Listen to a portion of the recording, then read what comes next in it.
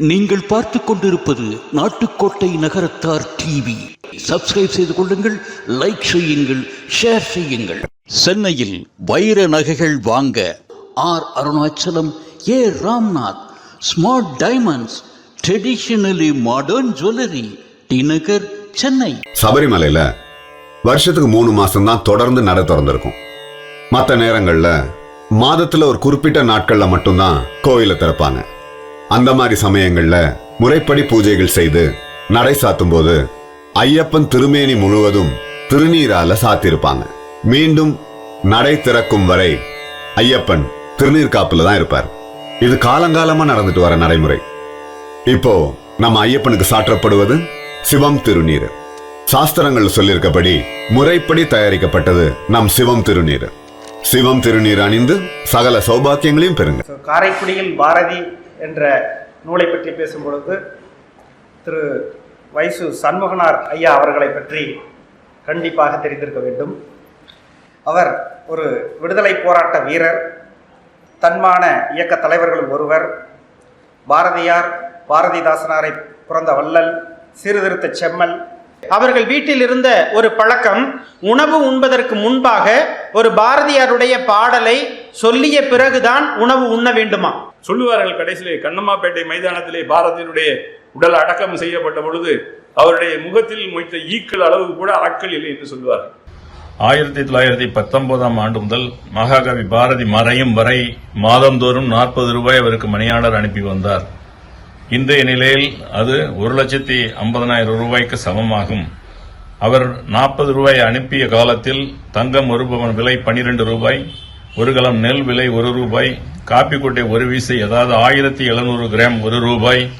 அப்பொழுது வைசு சண்முகனார் 65 லட்சம் ரூபாய்க்கு அதிபதியாக இருந்தார். அதனால பாரதியின் வறுமையை போக்கியதிலே வைசு சண்முகனாருக்கு பெரிய பங்குண்டு. பாரதியின் படைப்புகளை உருவாக்கியதிலே அவருக்கு பெரிய பங்குண்டு. பாரதியாரை போற்றியதிலே அவருக்கு மிகப்பெரிய பங்குண்டு. ஆனால் எல்லாவற்றிற்கும் இவருடைய வில்லனாக இருந்தது யாருன்னா இவருடைய தாய்மாமன் தான், செல்லம்மாவுடைய பிரதர். அவர் தான் இவரை கடையத்திலிருந்து செல்லம்மாவை வரவிடவில்லை. ஒருவேளை செல்லம்மாள் வந்திருந்தால் பாரதியின் படைப்புகள் இன்னும் அதிகம் வெளிவந்திருக்கும். பாரதியும் அதிக நாட்கள் உயிரோடு இருந்திருப்பார். ஏனென்றால் அவர் மகிழ்வான இருந்த நாட்கள் என்று சொன்னால் இந்த 18 நாட்கள் தான்.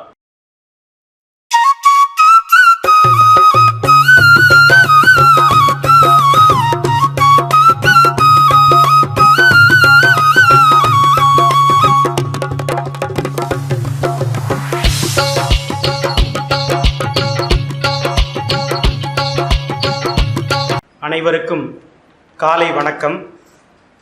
இருந்தமிழே உன்னால் இருந்தேன், இமையோர் விருந்தமிழ்தம் என்றாலும் வேண்டேன். கானாடு காத்தான் திரு வைசு சண்முகனார் நினைவு மையம் சார்பில் வைசு சா புதல்வி பார்வதி நடராஜன் நினைவாக அழகப்பா பல்கலைக்கழக நூலகம் மற்றும் கல்வி நிறுவனங்களுக்கு காரைக்குடியில் பாரதி நூல்கள் வழங்கும் நிகழ்ச்சிக்கு வருகை தந்திருக்கக்கூடிய அனைவரையும் வருக வருக என வரவேற்கின்றேன். இந்த நிகழ்ச்சிக்கு தலைமை உரை ஆற்றுவதற்காக அழகப்பா பல்கலைக்கழகத்தின் துணைவேந்தர் பொறுப்புக்குழு உறுப்பினர் முனைவர் ஆர் சுவாமிநாதன் அவர்கள் வருகை தருவதாக இருந்தது. அவர்களுடைய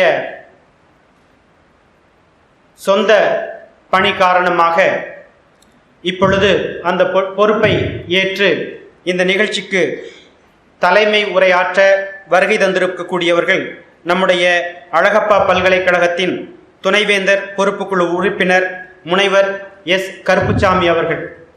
அவர்களை உங்கள் அனைவர் சார்பிலும் வருக வருக என வரவேற்பதில் பெரும் மகிழ்ச்சி அடைகின்றேன். இங்கு இருக்கக்கூடிய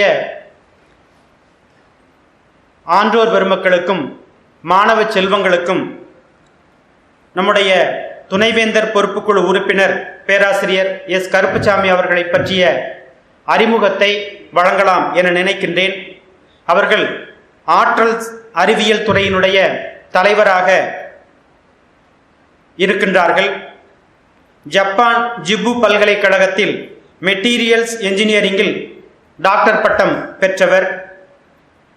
டாக்டர் பட்டத்திற்கு மேலாக டிஎஸ்சி என்று அழைக்கப்படக்கூடிய முது அறிவியலாளர் பட்டத்தை சேலம் பெரியார் பல்கலைக்கழகத்தில் வேதியியலில் அவர்கள் பெற்றிருக்கின்றார்கள். நானோ தொழில்நுட்பம், மறுசுழற்சி ஆற்றல், சூரிய ஒளி ஆற்றல், உயிரி ஆற்றல், ஆற்றல் சேமிப்பு, மின் வேதியியல், சுற்றுச்சூழல் அறிவியல் ஆகிய தளங்களில் சிறப்பாக ஆராய்ச்சியை மேற்கொண்டு வருகிறார்கள். இதுவரை அவர்கள் சுமார் 2.25 கோடி மதிப்பிலான ஆய்வு திட்டத்தை நிறைவு செய்திருக்கின்றார்கள். சுமார் 3.5 கோடி மதிப்பிலான ஆய்வு திட்டத்தை மேற்கொண்டு வருகிறார்கள். அவர்களுடைய ஆராய்ச்சி திறனுக்கு சான்று 2017 தமிழ்நாடு அறிவியல் விஞ்ஞானி விருதை வேதியியல் அறிவியலுக்காக அவர்கள் பெற்றிருக்கின்றார்கள். அதற்கு பிறகு 2018 தமிழ்நாடு முதுநிலை அறிவியல் விஞ்ஞானி விருது சீனியர் சயின்டிஸ்ட் அவார்டை அவர்கள் பெற்றிருக்கின்றார்கள். அடுத்தடுத்த ஆண்டுகளில் அவர்கள் இந்த அறிவியல் விஞ்ஞானி முது அறிவியல் விஞ்ஞானி விருதுகளை அவர்கள் பெற்றிருப்பது சிறப்புக்குரியது. அவர்கள் அறிவியல் தொடர்பாக 135 ஆய்வு கட்டுரைகளை பன்னாட்டு ஆய்வுதழ்களில் அவர்கள் வெளியிட்டிருக்கின்றார்கள். அவர்களுடைய ஹெச் இண்டெக்ஸ் என்று சொல்லக்கூடிய அந்த ஆய்வு குறியீடு 32, ஐட்டன் இண்டெக்ஸ் என்று சொல்லக்கூடிய அந்த குறியீடு 60, டோட்டல் சைட்டேஷன் என்று சொல்லக்கூடிய அது 2623. இது அவருடைய அந்த இணையதளத்தில் எடுத்த தரவுகள். அதற்கு பிறகு கூடுதலாக இந்த புள்ளி விவரங்கள் இருக்கும் என்பதை இந்த நேரத்தில் சுட்டிக்காட்ட விரும்புகின்றேன். அவர்கள் காப்புரிமையாக மட்டும் 11 காப்புரிமைகளை இதுவரை அவர்கள் பெற்றிருக்கின்றார்கள். 7 பேர் அவர்களிடம் டாக்டர் பட்டம் பெற்றிருக்கின்றார்கள். 4 பேர் மேற்கொண்டு வருகின்றார்கள். ஜப்பான், அமெரிக்கா, தென்கொரியா, Germany, Singapore, Malaysia, Thailand, Sweden, Switzerland போன்ற பல்வேறு நாடுகளுக்கு கல்வி பயணத்தை மேற்கொண்டிருக்கின்றார்கள். இத்தகைய சிறப்பிற்குரிய பேராசிரியர் எஸ். கருப்புசாமி அவர்களை இந்த நிகழ்ச்சிக்கு வருக வருக என வரவேற்பதில் பெரும் மகிழ்ச்சி அடைகின்றேன். அடுத்து இந்த நிகழ்ச்சியில் சிறப்புரையாற்ற வருகை தந்திருக்கக்கூடிய தமிழ்ச்செம்மல் சே. குமரப்பன் அவர்களை பற்றி நான் அறிமுகப்படுத்துகின்ற பொழுது, அவர்கள் திருப்பத்தூருக்கு அண்மையில் இருக்கக்கூடிய கண்டவராயன்பட்டியில் பிறந்தவர்கள். அதற்கு அருகே இருக்கக்கூடிய தெக்கூர் ஸ்ரீ விசாலாட்சி கலாசாலையில் அவர்கள் பயின்றவர்கள். நம்முடைய இணையதளத்தில் யூடியூப்புக்கு சென்று அவர்களுடைய பெயரை குறிப்பிட்டாலே நிறைய நிகழ்ச்சிகள் வருகின்றது. அந்த ஒரு நிகழ்ச்சியில் அவர்களை பற்றி பார்க்கின்ற பொழுது ஒரு நிகழ்வை அவர்கள் குறிப்பிட்டிருக்கின்றார்கள். அவர்கள் தெக்கூர் ஸ்ரீ விசாலாட்சி கலாசாலையில் படித்துக் கொண்டிருக்கின்ற பொழுது அங்கு இருக்கக்கூடிய ஒரு கட்டடம் நேரு பெருமகனாரால் திறந்து வைக்கப்பட்டதாம். அதற்கு நேரு மேடை என்றே பெயராம். அந்த நேரு மேடையில் ஒரு முறை நேத்து சுந்தரவடிவேலு, அப்பொழுது அவர் பள்ளி கல்வி இயக்குனராக இருந்தவர், அப்பொழுது பள்ளி சீருடை மாநாடு என்ற ஒன்று தொடங்கப்பட்ட அந்த காலகட்டத்தில் அவர்கள் வந்திருந்த பொழுது ஒரு செய்தியை அவர்களிடம் அதாவது பொதுவாக சொல்லி இருக்கின்றார்கள். என்னவென்றால், எல்லோரும் படிப்போம், நன்றாக படிப்போம், ஒன்றாக படிப்போம். இது அவர்களுடைய மனதில் ஆழமாக பதிந்த ஒரு விஷயம். அதனை தொடர்ந்துதான் அவர்கள் அனைவருக்கும் கல்வி இயக்கத்தில் மிக சிறப்பாக செயல்பட்டவர்கள். அந்த அனைவருக்கும் கல்வி இயக்கத்தை நம்முடைய சிவகங்கை மாவட்டத்தில் மிக சிறப்பாக அவர்கள் செயல்படுத்தி இருக்கின்றார்கள்.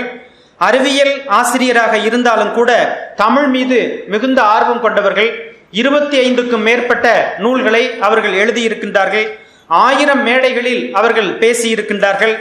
குறிப்பாக 40 வினாவிடை நிகழ்ச்சிகளை அவர்கள் நடத்தி இருக்கின்றார்கள்.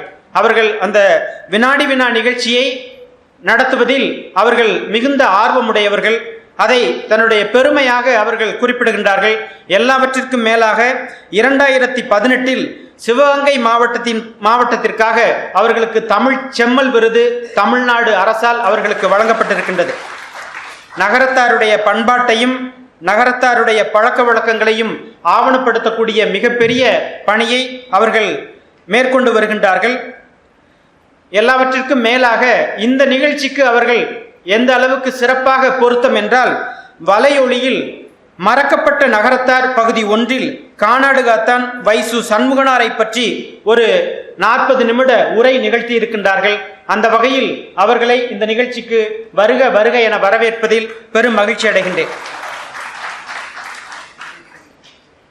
இந்த நிகழ்ச்சியானது ஒரு குறுகிய காலத்தில் தான் ஏற்பாடு செய்யப்பட்டது.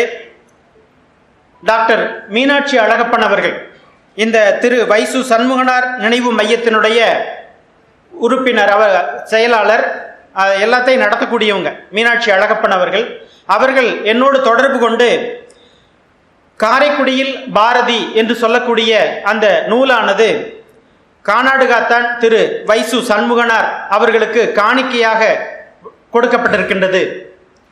அதில் அந்த நூலில் திரு வைசு சண்முகனாரை பற்றி ஒரு 40 பக்கங்களுக்கு மேலாக அந்த நூலாசிரியர் எழுதியிருக்கின்றார். அவர் எங்களுடைய ஐயா. அவர்களை பற்றி இன்றைக்கு இருக்கக்கூடிய மாணவர்கள் தெரிந்து கொள்ள வேண்டும் என்ற நோக்கத்தில் அந்த நூல்களை நாங்கள் அழகப்பா பல்கலைக்கழகத்திற்கும் மற்றும் கல்வி நிறுவனங்களுக்கும் வழங்க விரும்புகின்றோம். அதற்காக ஒரு நிகழ்ச்சியை ஏற்பாடு செய்ய வேண்டும் என்ற அந்த தகவலை என்னிடம் அவர்கள் கேட்டுக்கொண்டார்கள். அதற்கு பிறகு நம்முடைய நிர்வாகம் அதற்கு அனுமதி அளித்ததன் பேரில் இந்த நிகழ்வானது இங்கு நடைபெற்று கொண்டிருக்கின்றது. அவர்கள் தன்னுடைய ஒரு நினைவாக ஒரு செய்தியை அவர்கள் எழுதியிருக்கின்றார்கள். அதாவது, பசுமையான அந்த நிகழ்ச்சி என்ற ஒரு தலைப்பில் தன்னுடைய ஐயாவை பற்றி ஒரு நிகழ்ச்சியை அவர்கள் குறிப்பிட்டிருக்கின்றார்கள். இந்த நேரத்தில் அதை நான் உங்களிடையே பகிர்ந்து கொண்டால் அது மிக சிறப்பாக இருக்கும் என்று நினைக்கின்றேன். அப்பொழுது அவர்கள் மிகு சிறுமி, கானாடு காத்தானில் இன்ப மாளிகை என்று சொல்லக்கூடிய அவர்களுடைய இல்லத்தில் அவர்கள் வாழ்ந்து கொண்டிருந்த பொழுது நடந்த நிகழ்ச்சியாக அவர்கள் குறிப்பிடுகின்றார்கள். அவர்கள் சிறு வயதில் அவர்களோடு சேர்ந்து அவர்களை ஒத்த எல்லா குழந்தைகளும் குளத்திற்கு குளிக்க செல்வார்களாம். அப்படி செல்லுகின்ற பொழுது பாரதியாருடைய அந்த விடுதலை உணர்வு ஊட்டக்கூடிய அந்த பாடல்களை பாடிக்கொண்டே செல்வார்களாம். அதற்கு பிறகு அவர்கள் வீட்டில் இருந்த ஒரு பழக்கம், உணவு உண்பதற்கு முன்பாக ஒரு பாரதியாருடைய பாடலை சொல்லிய பிறகுதான் உணவு உண்ண வேண்டுமா. அதை திரு வைசு சண்முகனார் ஒரு பழக்கமாக கொண்டிருந்தார் என்ற அந்த ஒரு பதிவை அவர்கள் செய்திருக்கின்றார்கள். அந்த விடுதலை போராட்ட காலகட்டத்தில் விடுதலை உணர்வை எப்படியெல்லாம் அவர்கள் தூண்டி இருக்கின்றார்கள், அதுவும் சிறுவர்கள் சிறுமிகள் மனதில் பதிய வைத்திருக்கின்றார்கள் என்பதை அந்த நிகழ்ச்சியானது எடுத்துக்காட்டுகின்றது. அதோடு கூட அவர்கள் உணவு உண்ணுகின்ற பொழுது ஒரு முறை பாரதியாருடைய பாடல்களை சொல்லிய பிறகு உணவு உண்டு கொண்டிருந்திருக்கின்றார்கள். அப்பொழுது இவர்கள் சிறுமியா. அப்பொழுது ஐயாவிடம் சொல்லி இருக்கின்றார்கள், ஐயா சாப்பாட்டில் உப்பு கரிக்கிறது என்று சொன்னார்களாம். உடனே திரு வைசு சண்முகனார் திரும்பவும் கேட்டார்களாம், உப்பு கரிக்கவா செய்யும் என்று கேட்டார்களாம். அவங்க சிறுமிதான், ஐயா கேட்குறாங்களேன்னு அதை மறைக்கலையாம். ஆமாங்க ஐயா, உப்பு கரிக்குது அப்படின்னு சொன்னாங்களாம். அப்ப அந்த திரு வைசு சண்முகனார் சொன்னாங்களாம், எப்பவும் யார் எதை சொன்னாலும் யார் எதிர்த்தாலும் உனக்கு உண்மை என்று பட்டதை தயங்காமல் சொல்ல வேண்டும் என்று அவர்கள் அறிவுறுத்தினார்களாம். அவர்கள் அதை தன்னுடைய வாழ்நாள் முழுவதும் அதை பின்பற்றி வருவதாக அந்த பசுமையான அந்த நிகழ்ச்சியில் அவர்கள் குறிப்பிட்டிருக்கின்றார்கள். அந்த அளவுக்கு ஒரு கொள்கை பற்றாளர் திரு வைசு சண்முகனார், ஒரு கொள்கை பற்றாளர். அவர்களுடைய அந்த வரலாறை இன்றைக்கு இருக்கக்கூடிய இளம் தலைமுறையினர் தெரிந்து கொள்ள வேண்டும் என்ற அந்த உயரிய நோக்கத்தில் இந்த நிகழ்ச்சியை அவர்கள் ஏற்பாடு செய்திருக்கின்றார்கள். அதோடு இன்னொரு பொருத்தத்தையும், இந்த நிகழ்ச்சிக்கான பொருத்தத்தையும் நான் இங்கு கூறி என்னுடைய இந்த வரவேற்பு உரையை நிறைவு செய்யலாம் என நினைக்கின்றேன்.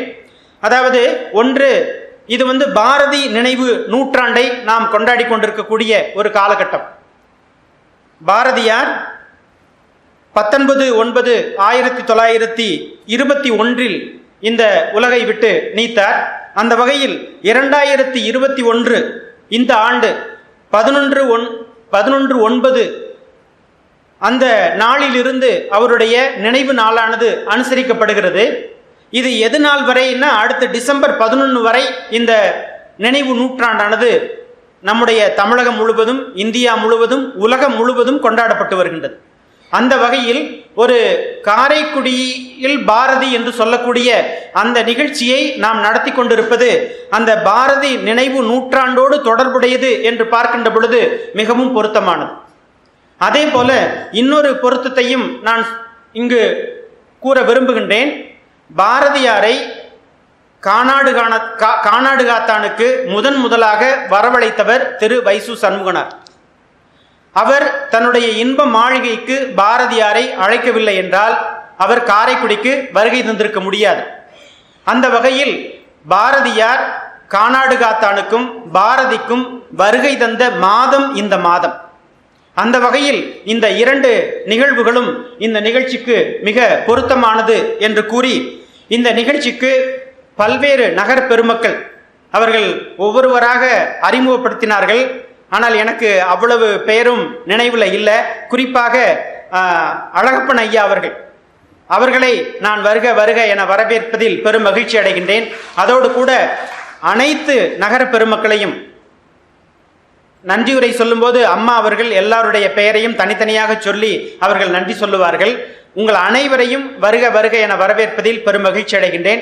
எங்களுடைய தமிழ் துறையினுடைய இணை பேராசிரியர் முனைவர் திரு மு நடேசன் அவர்கள், முனைவர் மு சுதா அவர்கள், உதவி பேராசிரியர் முனைவர் சோ சுரேஷ் அவர்கள் மற்றும் எங்களுடைய திரு சேகரன் அவர்கள், உங்கள் அனைவரையும் இந்த நேரத்தில் வருக வருக என வரவேற்பதில் பெரும் மகிழ்ச்சி அடைகின்றேன். மற்றும் இந்த கல்வி நிறுவனங்கள், பல்வேறு கல்வி நிறுவனங்களிலிருந்து இந்த காரைக்குடியில் பாரதி என்ற நூலை பெற்றுக்கொள்வதற்காக இந்த பகுதியில் இருக்கக்கூடிய பல்வேறு பள்ளிகளை சார்ந்த ஆசிரிய பெருமக்கள் வருகை தந்திருக்கின்றீர்கள். உங்கள் அனைவரையும் வருக வருக என வரவேற்பதில் பெரும் மகிழ்ச்சி அடைகின்றேன். இந்த நிகழ்ச்சிக்காக பல்வேறு துறைகளிலிருந்து மாணவ மாணவிகள் வருகை தந்திருக்கின்றார்கள். எங்களுடைய தமிழ் துறையிலிருந்து முதுகலை 1ஆம் ஆண்டு 2ஆம் ஆண்டு மற்றும் ஆய்வியல் மாணவர்கள் வருகை தந்திருக்கின்றார்கள். ஆங்கிலத்துறை மாணவர்கள் வருகை தந்திருக்கின்றார்கள். வரலாற்றுத்துறை மாணவர்கள் வருகை தந்திருக்கின்றார்கள். அதே போல நுண்கலைத்துறை மாணவர்கள் வருகை தந்திருக்கின்றார்கள். அதே தொழிலக வேதியியல் துறை மாணவர்கள் வருகை தந்திருக்கின்றார்கள். உங்கள் அனைவரையும் இந்த நேரத்தில் வருக வருக என வரவேற்று என்னுடைய வரவேற்புரையை நிறைவு செய்கின்றேன். நன்றி, வணக்கம்.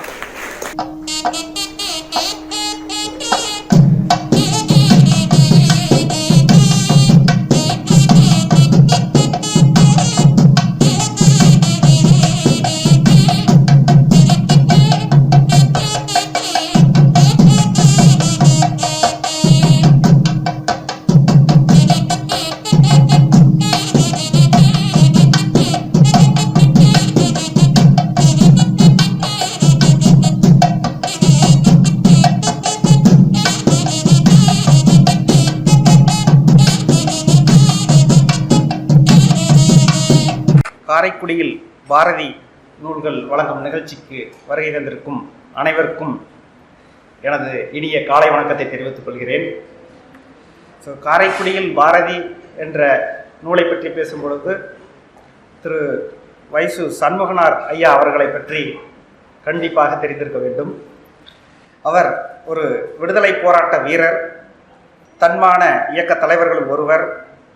பாரதியார், பாரதிதாசனாரை பிறந்த வள்ளல், சீர்திருத்த செம்மல், இத்தகைய பல்வேறு சிறப்புகளுக்கு சொந்தக்காரர் நமது கானாடு காத்தானைச் சேர்ந்த திரு வைசு சண்முகனார் ஐயா அவர்கள். இவர் செட்டிநாட்டில் சீர்திருத்தத்திற்கு வித்திட்டவர்களுள் முதலிடம் வகித்தவர். 1935 தம் புதல்வி பார்வதியின் திருமணத்தை சீர்திருத்த முறையில் நடத்தி சமுதாய புரட்சிக்கு வித்திட்டவர். இத்திருமணம் புரோகிதர் இல்லாமல், மணவரை இல்லாமல் நடைபெற்றது குறிப்பிடத்தக்கது. இவர் வாழ்ந்த கானாடு காத்தான் இன்ப மாளிகையில் நடைபெற்ற இத்திருமணம் அப்பொழுது செட்டிநாட்டில் பரபரப்பாக பேசப்பட்டுள்ளது. 1927 காந்தியடிகள் தமிழ்நாட்டிற்கு வந்திருந்து செட்டிநாட்டு பகுதியில் சுற்றுப்பயணம் மேற்கொண்ட பொழுது அவர் தங்கிய இல்லம் கானாடு காத்தான் திரு வைசு சண்முகனாரின் இன்ப மாளிகை என்பது வரலாறு. காந்தியடிகளுடன் மூதறிஞர் ராஜாஜி, புலாபாய் தேசாய், அன்னை கஸ்தூரிபாய் ஆகியோரும் திரு வைசு சண்முகனாரின் இன்ப மாளிகையில் தங்கியுள்ளனர். கானாடுகாத்தான் இன்ப மாளிகைக்கு வருகை புரிந்தோரின் பெயர் பட்டியலை பார்க்கும் பொழுது திரு வைசு சண்முகனாரின் சிறப்பு விளங்கும். மகாகவி சுப்பிரமணிய பாரதியார், தந்தை பெரியார், திருவிகா, தோழர் ஜீவானந்தம், பாவேந்தர் பாரதிதாசன், முத்தமிழ் காவலர் கி.ஆ.பெ. விஸ்வநாதம், பரளி சு. நெல்லையப்பர், நாமக்கல் கவிஞர் வே. ராமலிங்கனார், வாவேசு ஐயர், பண்டிதமணி மு. கதிரேசனார், இவர்களைப் போன்ற அரசியல் தலைவர்களும் தமிழ் அறிஞர்கள் பலர் இன்ப மாளிகைக்கு வருகை புரிந்துள்ளனர். இவர்களுள் 20ஆம் நூற்றாண்டின் இணையற்ற கவிஞன் பாரதி கானாடுகாத்தான் இன்ப மாளிகைக்கு வருகை புரிந்தது வரலாறாக மாறியுள்ளது. பாரதியார் புதுச்சேரியில் இருந்தபோது அவருக்கும் திரு வைசு சண்முகநாதருக்கும் கடித தொடர்பு இருந்துள்ளது. பின்னர் கடையத்தில் தங்கியிருந்த பாரதியுடன் திரு வைசு சண்முகநாதர் நெருங்கிய தொடர்பு கொண்டு பழகி வந்துள்ளார். கானாடுகாத்தானுக்கு வருமாறு திரு வைசு சண்முகனார் பாரதிக்கு பல மடல்கள் எழுதியிருக்கிறார்.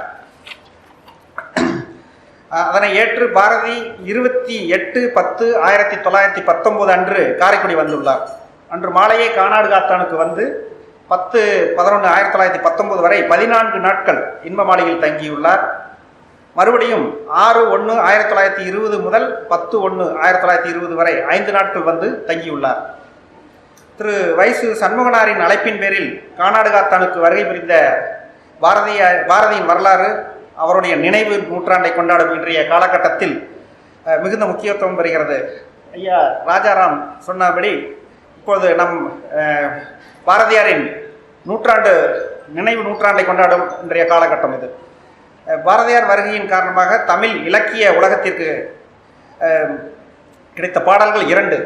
ஒன்று காரைக்குடி இந்து மதாபிமான சங்கத்தை பற்றி பாடியது, இன்னொன்று தன்னை பேணிய வள்ளல் திரு வைசு சண்முகனாரை பற்றி பாடியது.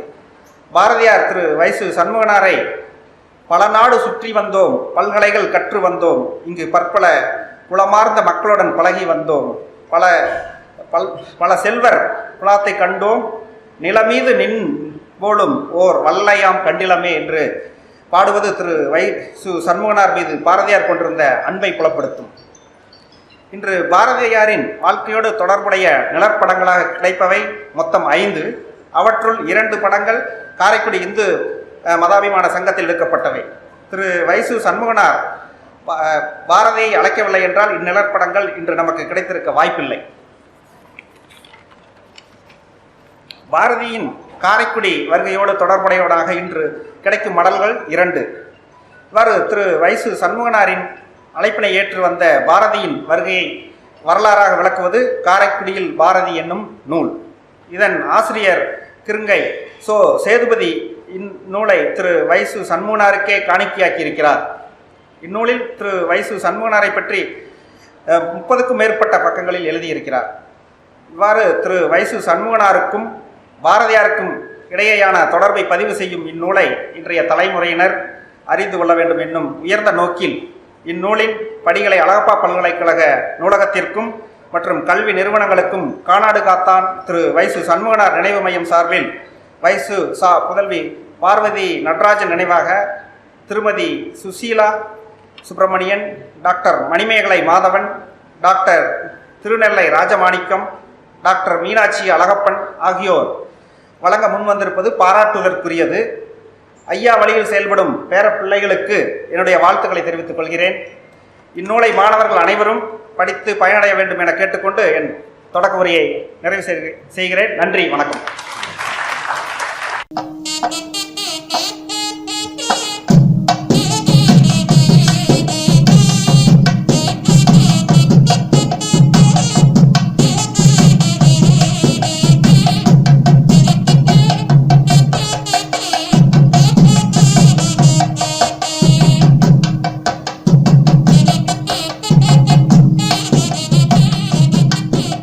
கானாடுகாத்தான் வைசு சண்முகனார் நினைவு மையம் வைசு சண்முகனாரின் புதல்வி பார்வதி நடராஜன் நினைவாக நூலகம் மற்றும் கல்வி நிறுவனங்களுக்கு காரைக்குடியில் பாரதியில் எனும் நூல் வழங்கும் நிகழ்வினை காரைக்குடி அழகப்பா பல்கலைக்கழக தமிழ் துறையும் வாசு சண்முகனார் நினைவு மையமும் சிறப்பாக நடத்தி கொண்டிருக்கின்றன. பாரதிக்கு பெருமை சேர்க்கும் வகையில் இந்த நிகழ்ச்சியை சிறப்பாக நடத்தி கொடுக்கின்ற அழகப்பா பல்கலைக்கழக தமிழ் துறைக்கும் அழகப்பா பல்கலைக்கழக துணைவேந்தர் பொறுப்பு வகிக்கின்ற அவர்களுக்கும் எனது மனமார்ந்த பாராட்டுகளையும் நன்றியினையும் தெரிவித்துக் கொள்கிறேன்.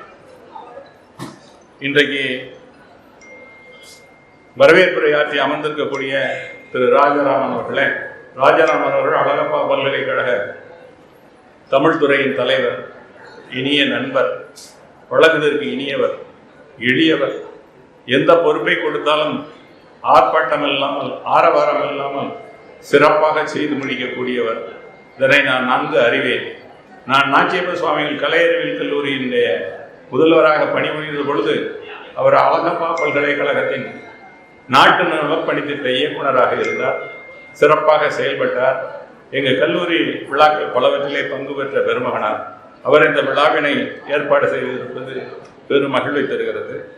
அதற்கு அடுத்தபடியாக இன்றைக்கு தொடக்க உரையாற்றி அமர்ந்திருக்கக்கூடிய திரு எஸ் கருப்புசாமி அவர்கள் மிக இளைஞராக இருக்கிறார். இந்த இளமை காலத்திலே பல்வேறு சாதனைகளை அவருடைய அறிவியல் உலகத்திலே பதித்திருக்கிறார். பல்வேறு நாடுகளுக்கு சென்றிருக்கிறார். இன்றைக்கு வளர்ந்து வரக்கூடிய துறையான எனர்ஜி, ஆற்றல் துறையை அவர் தேர்ந்தெடுப்பது பெரும் மகிழ்வை தருகிறது. ஏனென்றால் இன்னைக்கு கன்வென்ஷனல் என்று சொல்லக்கூடிய பழைய அறிவியல் பிரிவுகள் எல்லாம் போய்விட்டன. அதற்கு பிறகு மாலிகுலர் பயாலஜி, மைக்குலர் பயாலஜி என்று வந்தது. இன்றைக்கு சுற்றுச்சூழல், எனர்ஜி, ரெனியூவபிள் எனர்ஜி சோர்சஸ் என்று வேகமாக உலகம் மாறிக்கொண்டிருக்கிறது. அத்தகைய துறையிலே சிறப்பாக பணியாற்றி கொண்டிருக்கக்கூடிய கருப்புசாமி அவர்கள் இந்த இளம் வயதிலேயே இந்த சிறப்புமிக்க அழகப்பா பல்கலைக்கழக தன்னுடைய துணைவேந்தர் பொறுப்புக்குழு உறுப்பினராக சிறப்பாக பணியாற்றி வருகிறார். கடந்த ஓராண்டுக்கு மேலாக இந்த பல்கலைக்கழகத்தில் துணைவேந்தரே இல்லை. இவர்கள் தான் அதை வழிநடத்தி கொண்டிருக்கிறார்கள்.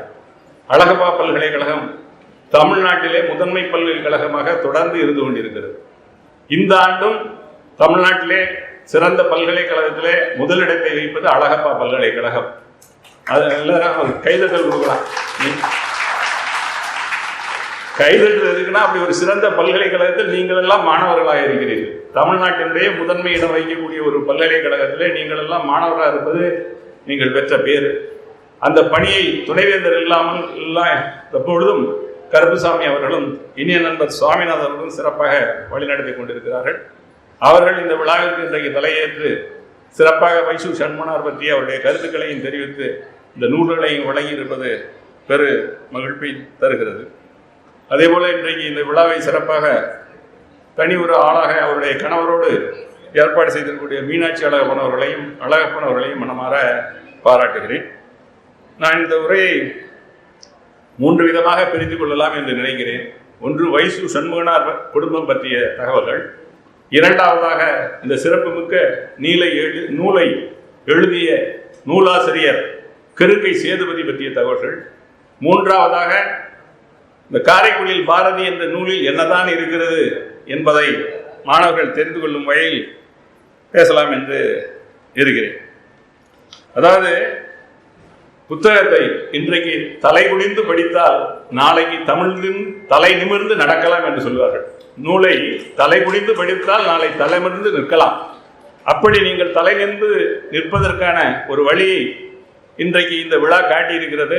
நம்ம துணைவேந்தர் பொறுப்புக்குழு உறுப்பினர் உங்களுக்கெல்லாம் எல்லா நிறுவனங்களுக்கும் சிறப்பான ஒரு நூலை வழங்கி இருக்கிறார்கள். அதை நீங்கள் தவறாமல் படிக்க வேண்டும். வைசு சண்முகனாரை பொறுத்த மட்டிலே அவர் ஒரு வள்ளல், சீர்திருத்தவாதி, தேசப்பக்கு மிற்றவர், தமிழ் புலவரை என பன்முக ஆற்றல் கொண்டவர். இவர் 1984 பிறந்தார். 88ஆம் வயதில் 1968 மறைந்தார். திரு கானகதான் சுப்பிரமணியன் செட்டியார் அழகமையாச்சியின் புதல்வராக இருந்தார். தாமாக தமிழ் இலக்கியம், இலக்கணம் ஆகியவற்றை கற்றார். மலேசியா, சிங்கப்பூரிலே இவர்களுக்கு நிறைய தொழில்கள் இருந்தன. 17ஆம் வயதிலேயே குடும்ப பொறுப்பை ஏற்றார். தொடக்க காலத்திலே இவர் காங்கிரஸ் கட்சியிலே தீவிர ஆதரவாளராக இருந்தார். அன்றைக்கு ஒன்றிணைந்த ராமநாதபுரம் மாவட்டத்தின் காங்கிரஸ் கட்சியினுடைய பொறுப்பாளராகவும் இருந்தார்.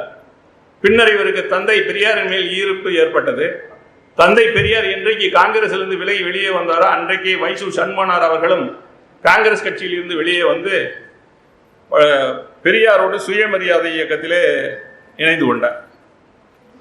1927 இவரது இல்லத்திற்கு நம்முடைய தேசப்பிதா மகாத்மா காந்தி வந்திருக்கிறார். அவரது துணைவியார் கஸ்தூரிபாய் வந்திருக்கிறார். தமிழ்நாட்டின் முதலமைச்சராக இருந்து தமிழ்நாட்டின் இந்தியாவினுடைய கவர்னர் ஜெனரலாக இருந்த ராஜாஜி இங்கே தங்கி இருக்கிறார். தேசப்பற்று மிக்கவர் என்பதற்கு ஒரு அடையாளம், மகாத்மா காந்தி வந்த பொழுது 1927 ஆண்டு மகர்நோம்பு திடலில் அவர் கையால் நெய்த ஒரு துணியை ஏலமிடுகிறார். இந்த மகர்நோம்பு திடல் என்பது உங்களுக்கு தெரியும். அங்கே இன்னைக்கு சொன்னா அடையாளம் சொன்னா சினிமா தியேட்டர் சொல்லணும், சத்தியம் தியேட்டருக்கு எதிர்த்தாப்புல இருக்கு. அதுல மகாத்மா காந்தியினுடைய சிலை இருக்கிறது. அதனால அது காந்தி வந்த இடம் இருக்கிறதுனால அதுக்கு காந்தி சதுக்கம் என்றும் பெயர். விஜயலட்சுமி விஜயதசமியின் போது சாமி அம்புடுவதால் அந்த மகர்நோம்பு திடல் என்றும் பெயர், இரண்டும் ஒன்றுதான். அந்த அரங்கத்திலே மகாத்மா காந்தி தான் நெய்த ஒரு கதை துணியை ஏலமிடுகிறார். அதே அன்றைக்கே வைசு சண்முகனார் 1001 ரூபாய்க்கு ஏலத்தில் எடுத்தார். எடுத்து திருப்பி மகாத்மா காந்தியிடமே கொடுத்து அதை அருங்காட்சியகத்தில் வைப்பதற்காக ஏற்பாடு செய்தார். அதற்கு பிறகு சேரன் மாதியில் வாவேசு ஐயர் ஒரு குருகுலம் தொடங்கினார். அந்த குருகுலம் தொடங்குவதற்கு நிலம் வாங்குவதற்கு நிதி அளித்தார். 6000 ரூபாய் நன்கொடை வழங்கினார். ஆனால் அங்கு சமபந்தி நடக்கவில்லை, ஜாதி வேற்றுமை பின்பற்றப்படுகிறது என்று வெறுப்புற்று அதிலிருந்து விலகி வந்துவிட்டார். முற்போக்கு சிந்தனையாளர் என்பதை வாழ்நாளிலே கடைபிடித்தவர். பெரியார் எப்பொழுது இந்த பதவிக்கு வந்தாலும் அவருடைய இல்லத்திலே தான் தங்குவார். பெரியாருக்கு ஸ்டூடி பேக்கர் கார் ஒன்று வாங்கி கொடுத்தார். அன்றைக்கே மகிழுந்தை தன்னுடைய சொந்த பணத்திலிருந்து பெரியாருக்கு வாங்கிய பெருமகனார். அவர் வாழ்நாளிலே அந்த சீர்திருத்தத்தை கடைபிடித்தார். எப்படி என்றால், இன்றைக்கு அரசாங்கம் தாயாருடைய முதலெழுத்தை பிள்ளைகளுக்கு விலாசமாக இனிஷியலாக வைத்துக் கொள்ளலாம் என்று இருக்கிறது.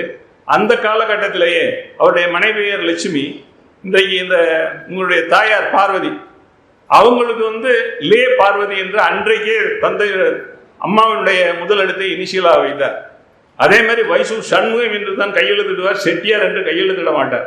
அவருடைய முதல் மனைவி பார்வதி மறைந்த பிறகு பெரியாருடைய அணுக்க தொண்டராக இருந்தார் வட இந்தியாவை சேர்ந்த மஞ்சுளாபாய். அவரை மறுமணம் கலப்பு திருமணம் செய்து கொண்டார். அதே மாதிரி இவருடைய தாயார் பார்வதி ஆட்சிக்கு அன்றைக்கு மிகப்பெரிய ஆளாக இருந்த பி.டி. ராஜன் அவருடைய தலைமையிலே சீர்திருத்த திருமணம், இவருடைய தந்தையார் நடராஜனுக்கும் பார்வதிக்கும் சீர்திருத்த திருமணம் இங்கே நடைபெற்றது. அதுபோல இவர் பாரதியை போற்றியவர், பாரதிதாசனை போற்றியவர், அதனால தமிழையும் வளர்த்தவர், தமிழ் அறிஞர்களையும் வளர்த்தவர், தேசப்பற்றையும் உருவாக்கியவர் என்ற பெருமைக்குரியவர் நம்முடைய வைசு சண்முகனார்.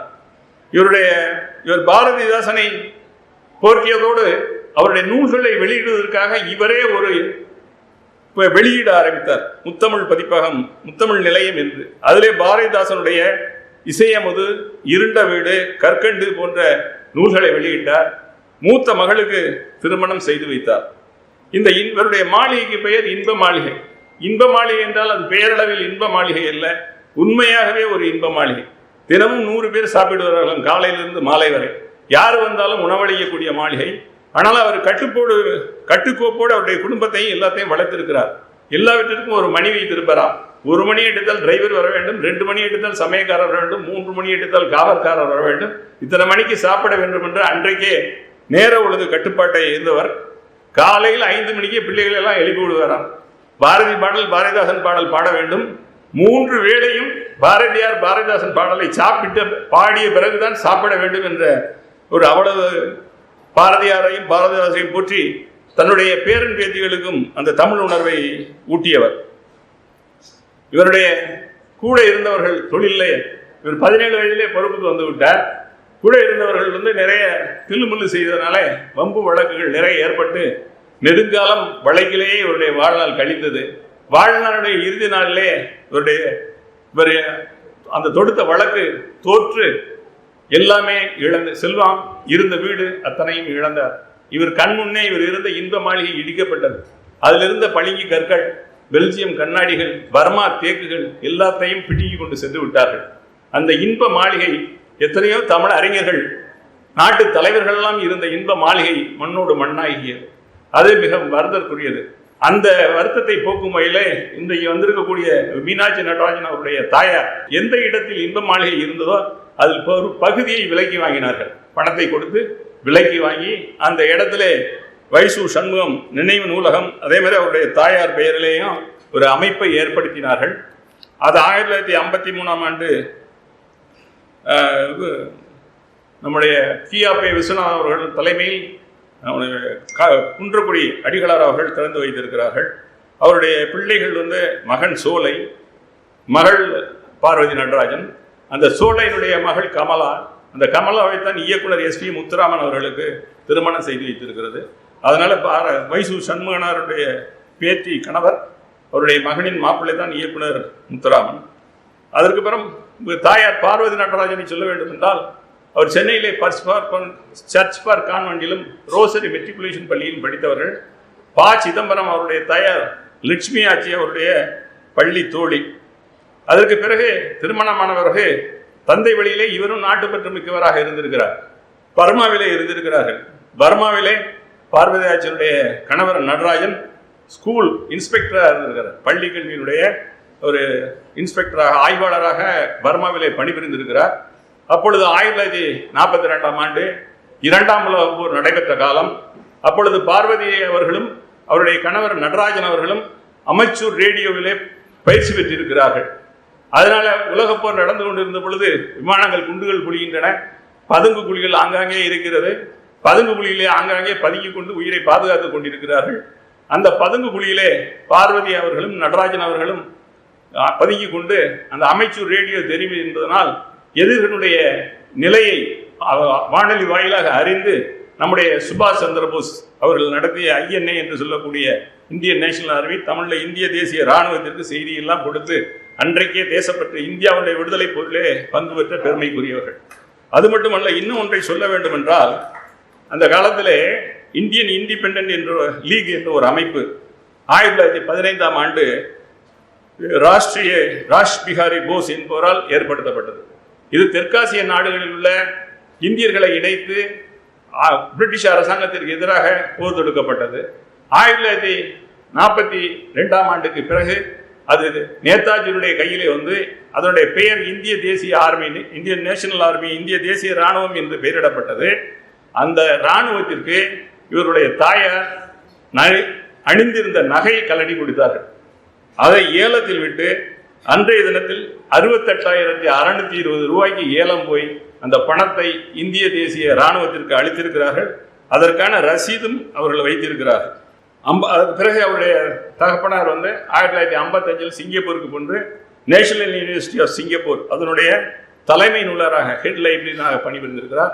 இவர்கள் தாயாரும் பர்மாவில் இருந்த பிறகு இன்னும் முக்கியம் என்றால், இவர்களுக்கும் இந்த பல்கலைக்கழகத்திற்கும் ஒரு தொடர்பு இருக்கிறது. எந்த அடிப்படையில் என்றால், பர்மாவில் இருந்து வந்த பிறகு இவருடைய தகப்பனார் வைசு சண்முகனார் அவருடைய மாப்பிள்ளை நடராஜன் நம்முடைய வள்ளல் அழகப்பர் அவருடைய தனி உதவியாளராக பல ஆண்டுகள் பணியாற்றி இருக்கிறார். பல ஆண்டுகள் இந்தியாவில் அழகப்பரிடம் பணியாற்ற பிறகுதான் அவர் சிங்கப்பூர் யூனிவர்சிட்டிக்கு சென்று அங்கு தலைமை நூலராக பணியாற்றியிருக்கிறார். அங்கு இருந்தபடியே தான் இவருடைய தாயார் அவர்கள் இந்த இடத்தை வாங்கி இதை கட்டினார்கள்.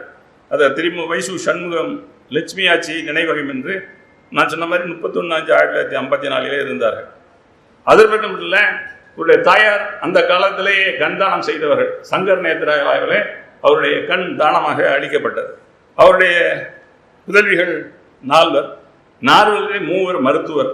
அதில் கடைக்குட்டி தான் இன்றைக்கு இருக்கக்கூடிய நம்முடைய மீனாட்சி அவர்கள். இவர்கள் நம்முடைய தமிழ்நாட்டிலே மெடிக்கல் காலேஜ் மருத்துவக் கல்லூரியில் பயின்று டெல்லியிலே மருத்துவ மேற்படிப்பை படித்து பின்னர் அவருடைய கணகன் அழகப்பனார் அவர் ICICI வங்கியிலே உயர் பதவி வகித்தவர்.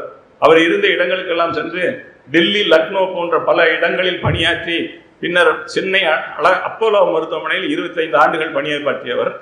அப்பொழுது நம்முடைய அருகாமையில் இருக்க இன்றைக்கு ஆபத் பாந்தவனாக எல்லோருக்கும் விளங்கக்கூடிய மாநகரியில் அப்போலோ மருத்துவமனை துவங்கப்பட்ட பொழுது அந்த துவக்க பணியில் ஈடுபட்டவர்கள் பெருமைக்குரியவர்கள் அவர்கள். இவர்கள் இருந்துதான் அந்த பணியை இங்கே மேற்கொண்டிருக்கிறார்கள் என்பது ஒரு முக்கியமான செய்தி. 25 ஆண்டுகள் பணி ஓய்வுக்கு பிறகு இப்பொழுது கானடகாத்தாருடைய இல்லத்திலே தங்கியிருந்து பள்ளத்தூரிலே நடைபெற்றவர்களுடைய ₹1 மருத்துவமனை என்றக்கூடிய AM மருத்துவமனையிலே பகுதி நேர மருத்துவராக சிறப்பாக பணியாற்றி வருகிறார். ஒரு சேவை மனப்பான்மையோடு இவருடைய எல்லா நிகழ்வுகளுக்கும் ஆரவாரம் இல்லாமல் அமைதியாக உறுதுணையாக இருந்து வருகிறார் அவருடைய கணவர் அழகப்பன் அவர்கள். அவர்களுக்கு நம்முடைய பாராட்டுகள் அப்படின்னு சொல்லிக்கொண்டு, அடுத்ததாக செட்டிநாட்டில் பாரதி என்ற நூலை எழுதிய கிருங்கை சேதுபதி பற்றிய தகவல்களும் அந்த நூலை பற்றியதும். இந்த கிருங்கை சேதுபதி எழுதிய அந்த நூலை பழனியப்பா பிரதர்ஸ் 2019ஆம் ஆண்டு வெளியிட்டிருக்கிறது. 33 பக்கங்களை கொண்டது. பிரான்மலைக்கு பக்கத்திலே கிருங்காக்கோட்டை என்ற ஒரு ஊர் இருக்கிறது. அந்த ஊரில் பிறந்தவர் சேதுபதி. அதனால் இந்த ஊர் பெயரை இணைத்து கிருங்கை சேதுபதி என வைத்துக் கொண்டார். அவர் பாரியாண்ட பரம்புமலை இருக்கக்கூடிய இன்றைக்கு பிரான்மலை என்று சொல்லக்கூடிய பிரான்மலையிலே குன்றக்குடி ஆதீனத்தினுடைய ஒரு உயர்நிலை பள்ளி இருக்கிறது, பாரிவள்ளல் மேல்நிலை பள்ளி. அந்த பாரிவள்ளல் மேல்நிலை பள்ளியிலே பள்ளி கல்வியை பிடித்த பிறகு கணேசர் செந்தமிழ் கல்லூரியிலே தமிழ் பயின்றார். அதற்கு பிறகு பேரூர் தமிழ் கல்லூரியிலே தமிழ் பயின்று தற்போது புதுச்சேரியில் உள்ள அரசினர் மகளிர் கல்லூரியுடைய தமிழ்துறை தலைவராக இருக்கிறார். சிறப்பான எழுத்தாளர், பன்முகத்தன்மை கொண்டவர், சிறந்த கல்வியாளர், எழுத்தாளர், ஆராய்ச்சியாளர், பேச்சாளர் என்ற பன்முகத்தன்மை கொண்டவர். அவர் பல்வேறு விருதுகளை பெற்றிருக்கிறார். முக்கியமாக ஒரு விருதை நான் குறிப்பிட விரும்புகிறேன். சாகித்ய அகாடமியோட பால புரஸ்கார் விருது அவர் எழுதிய சிறகு முளைத்த யானைக்காக பெற்றிருக்கிறார். அது மட்டுமல்ல, நிறைய விருதுகளை பெற்றிருக்கிறார். 50 நூல்களுக்கு மேல் எழுதியிருக்கிறார். பாரதியார் பற்றி மட்டுமே 11 நூல்கள் எழுதியிருக்கிறார். அதனால இவர் தினமணியிலே நீங்க பார்த்தீங்கன்னா தொடர்ந்து இவருடைய கட்டுரைகள் வந்து கொண்டே இருக்கு. அது மாதிரி வாழ்த்துறை வழங்கி இருக்கிறார். இந்த நூலுக்கு பொன்னம்பட அடிகளார் வாழ்த்துறை வழங்கி இருக்கிறார். அதுல அவர் வைசு சண்முகனாருக்கு இந்த நூலை காணிக்கையாக்குறார். அந்த காணிக்கையாகிறதுல இந்த வரியை எழுதியிருக்கிறார். வானத்து அமரன் வந்தான்கான், வந்தது போல் போனான்கான் என்ற புகழ்மொழிக்கு இலக்கணமான பாரதியின் உடன்பிறவா தம்பி வைசு சண்முகனாருக்கு இந்நூல் காணிக்கை அப்படின்னு சொல்லி எழுதியிருக்கிறார். அது மட்டும் இல்ல, பாரதி வாழ்ந்த ஆண்டுகள் 39. நான் பல மேடைகளிலே சொல்வேன், 40 ஆண்டுகளுக்குள் வாழ்ந்து சாதனை படைத்தவர்கள் முக்கியமானவர்கள் 3. ஒருவர் விவேகானந்தர், சகோதர சகோதரிகளே என்ற 2 வார்த்தைகள் மூலம் உலகிலே தன் பக்கம் திரும்ப பார்க்க வைத்த, அதே மாதிரி அப்துல் கலாம் முன்னதாக இளைஞர்களை தட்டி எழுப்பிய விவேகானந்தர், 2வதாக உலகத்தையே தன் கைடைக்கீழ் கொண்டு வர வேண்டும் என்ற மாவீரன் அலெக்சாண்டர், 3வதாக நம்முடைய பாரதி. 3 பேருமே 40 ஆண்டை கடக்கவில்லை, 40க்குள்ளேயே இறந்தார்கள். ஆனால் சாதனை படைத்தார்கள். அத்தகைய சாதனையாளரை பற்றி அவர் அந்த 31 ஆண்டுகளை 5 பிரிவாக முக்கிய இடங்களாக இருந்திருக்கிறார். அது மட்டுமல்ல, காரைக்குடியில் வந்த நாட்கள், அவர் இருந்த நாட்கள் 18. முதலில் ஒரு 2019 13 நாட்கள், 2021ஆம் ஆண்டிலே 5 நாட்கள், மொத்தம் 19 நாட்கள், 18 நாட்கள். அவர் எழுதியிருக்கிறார், இந்த 18 நாட்கள் இருந்ததை எழுத இந்த நூலுக்கு எனக்கு 18 ஆண்டுகள் பிடித்தன என்று எழுதியிருக்கிறார். 18 நாள் இருந்ததை எழுத. அப்ப அவர் எவ்வளவு தகவல்களை சேர்த்திருக்க வேண்டும். குருவி தகவல் சேர்வதை போல இந்த தகவல்களை சேர்த்திருக்கிறார். அது மட்டுமல்ல, தேனி எப்படி பல மலர்களில் நுகர்ந்து ஒன்று சேர்த்து இனிப்பான தேனை நமக்கு தருகிறதோ, அதுபோல பல்வேறு அறிஞர்களின் நூல்கள், அறிஞர்களை சந்தித்து அதே மாதிரி எல்லா செய்திகளையும் சேகரித்து பல்வேறு நூலகங்களுக்கு சென்று இந்த நூலை மிக அருமையாக எழுதியிருக்கிறார். இது ஒரு மிக சிறந்த வரலாற்று ஆவணம். ஏனென்று சொல்லேன் என்றால், அவர் பாரதியாரை பற்றியும் வைசு சண்முகனாரை பற்றியும் மட்டும் எழுதவில்லை, பாரதி தொடர்புடைய பல பேரை இந்த நூலிலே குறிப்பிட்டிருக்கிறார். யாரெல்லாம் பார்க்க வேண்டுமா, அவருடைய படங்கள் எல்லாம் இணைபெற்றிருக்கின்றன. பாரதியுடைய மனைவி செல்லம்மாள், அவருடைய புதலவி சகுந்தலா பாரதி, தங்கம்மா பாரதி. அதே மாதிரி அவரோடு இவர் இல்லத்தில் ஏற்கனவே நம்முடைய துணைவேந்தர் அவர்கள் சொன்னார், இவர் இல்லத்திலே கியாப்பே விஸ்வநாதன் தங்கியிருக்கிறார், நாமக்கல் கவிஞர் ராமலிங்கம் பிள்ளை தங்கியிருக்கிறார், அறிஞர் அண்ணாதுரை தங்கியிருக்கிறார், தோழர் ஜீவானந்தன் தங்கியிருக்கிறார், வரதராஜன் நாயுடு தங்கியிருக்கிறார், இப்படி எண்ணற்ற பேர் தங்கியிருக்கிறார். அவர்களுடைய படங்களை எல்லாம் அதில் கொடுத்திருக்கிறார். கொடுத்தது மட்டுமில்ல, அவர்களுக்கும் பாரதிக்கு என்ன தொடர்பு என்பதையும் வெளியிட்டிருக்கிறார். அதிலும் குறிப்பாக சக்தி வை கோவிந்தனை பற்றி கூறியிருக்கிறார். சக்தி வைத்து கோவிந்தன் பதிப்புலகில் புரட்சி செய்தவர். பதிப்புலக முன்னோடிகள் 3 என்று சொல்வார்கள். அந்த 3 பேரும் நம்முடைய செட்டிநாட்டு பகுதியைச் சேர்ந்தவர்கள். அத்தகையவர்கள் ஒருவர் சக்தி வை கோவிந்தன். அவர் மலிவு பதிப்பாக பல நூல்களை வெளியிட்டு சாதனை படைத்தவர். அப்போ ஒரு முறை நம்முடைய சென்னை மாகாணத்தினுடைய முதலமைச்சராக காமராஜர் இருந்திருக்கிறார். காமராஜர் பாரதியாரை போற்றும் வேளையில் அரசு வெளியீடாக பாரதியார் கவிதைகள் என்ற நூலை 7,500 ரூபாய்க்கு வெளியிட்டிருக்கிறார். அப்ப சக்தி கோவிந்தன் வை கோவிந்தன் சொல்லியிருக்கிறார், நானே மலிவு பதிப்பு போடுகிறேன், நீங்க 7,500 ரூபாய்க்கு விற்கிறீர்களே, 7,500 ரூபாய்க்கு எத்தனை பேர் பாரதியார் கவிதைகளை வாங்கி படிக்க முடியும் என்று கேட்டிருக்கிறார். அதற்கு காமராஜர் சொல்லியிருக்கிறார், நீ வேணா மலிவு பதிப்பை போட அப்படின்னு இருக்கார். அவர் அதை சவாலாக ஏற்றுக்கொண்டு நான் மலிவு பதிவு போடுகிறேன், நீங்களே அந்த பதிப்பை வெளியிட வேண்டும் என்று கேட்டுக்கொண்டு அதற்கு காமராஜரை சம்மதித்து 1.5 ரூபாய் விலையிலே பாரதியார் கவிதைகளை போட்டு ராஜா அண்ணாமலை மன்றத்திலே அன்றைய முதலமைச்சர் காமராஜர் வெளியிட ஒரு வாரத்தில் 10,000 பிரதிகள் விற்று தீர்த்தலாம். இதிலே ஒரு முக்கியமான நிகழ்வு என்றால், அந்த காலத்திலே புகழ்பெற்ற விற்பனை நிறுவனம் இருந்தது ஹிக்கின் பாதாம்ஸ். எந்த ரயில்வே நிலையத்துக்கு போனாலும் ஹிக்கின் பாதாம்ஸ் புத்தக நிலையம் இருக்கும். அதனால இந்த ஹிக்கின் பாதாம்ஸ் புத்தக நிலையம் நம்ம சக்தி வை கோவிந்தனிடம் அந்த புத்தகத்தை கேட்டிருக்கிறார். சக்தி வை கோவிந்தன் சொல்லியிருக்கிறார், புத்தகத்தினுடைய விலையை 1.5 ரூபாய், உங்களுக்கு டிஸ்கவுண்ட் எல்லாம் தரமாட்டேன், நீ டிஸ்கவுண்ட் இல்லாமல் வாங்குறேன்னா வாங்கிங்க, இல்லைன்ட்டார். ஹிக்கின் பாதாம்ஸ் நிறுவனம் டிஸ்கவுண்ட் இல்லைன்னா எங்களுக்கு புத்தகம் வேண்டாம்னு போயிடுச்சு.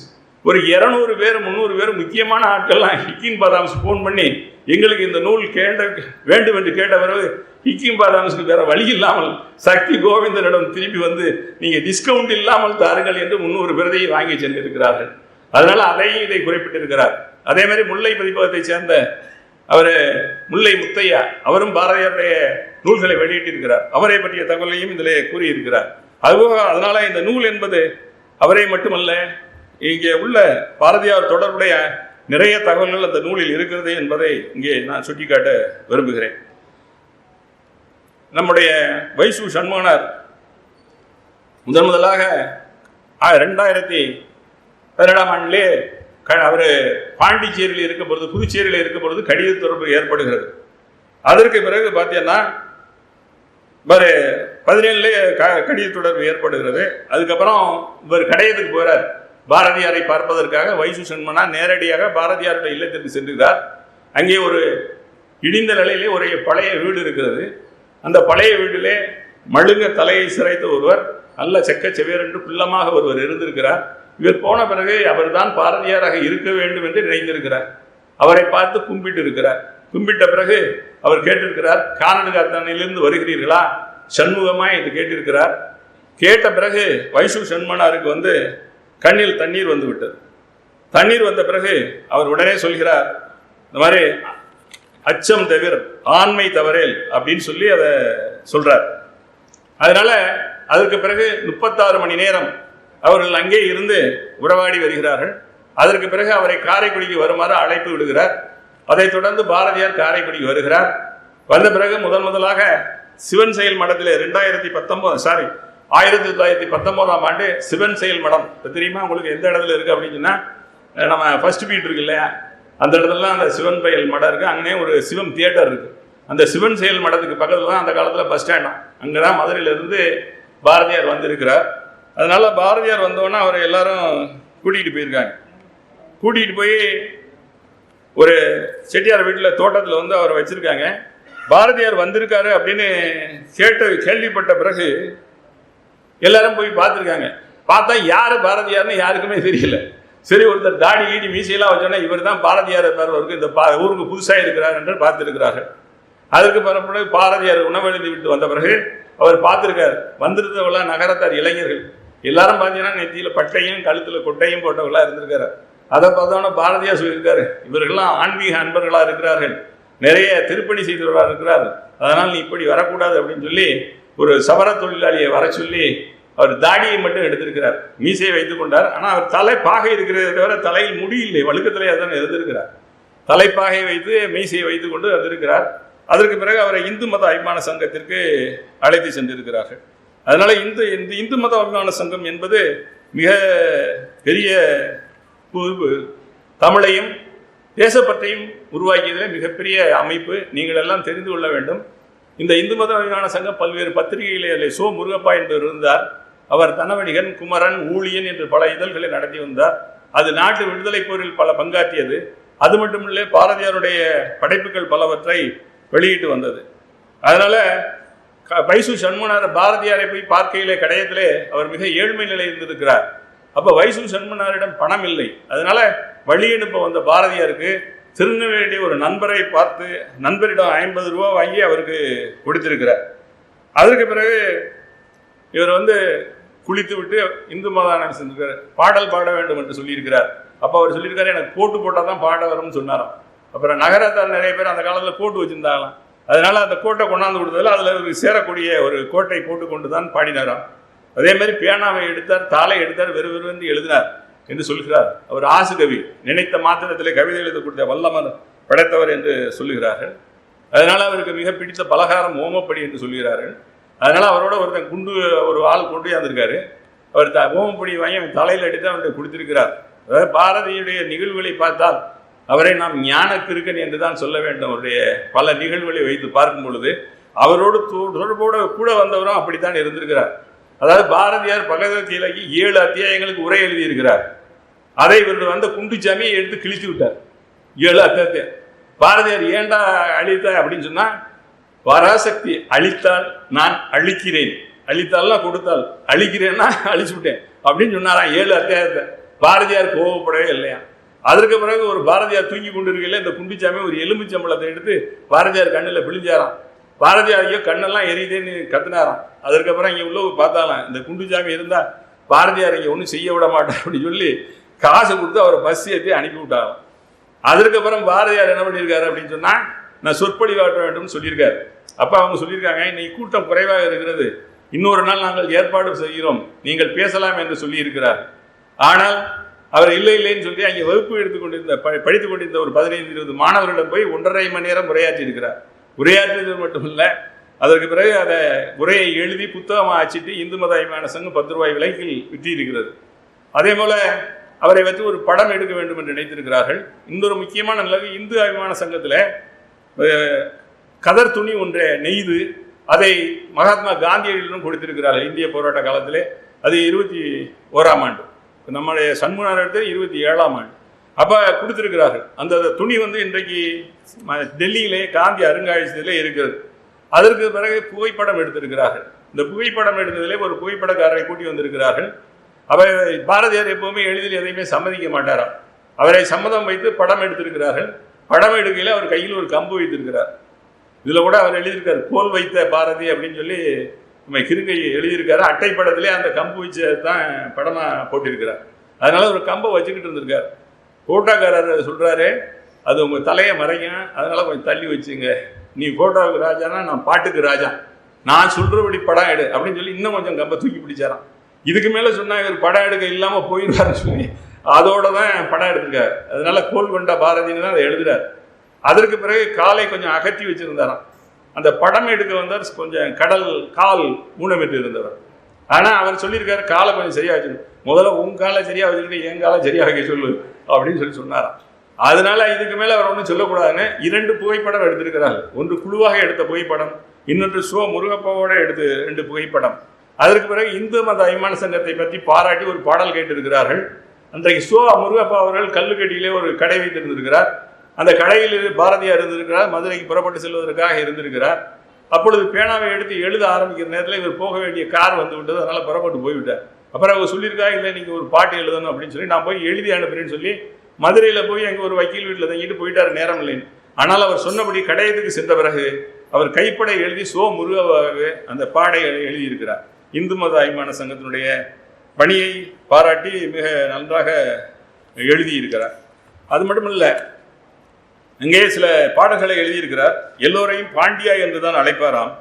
அந்த மாதிரி பாண்டியா என்று அழைக்கிற போது ஒரு பாட்டை சொல்லி, கரும்பு தோட்டத்திலேன்னு ஒரு பாட சொல்லியிருக்காங்க.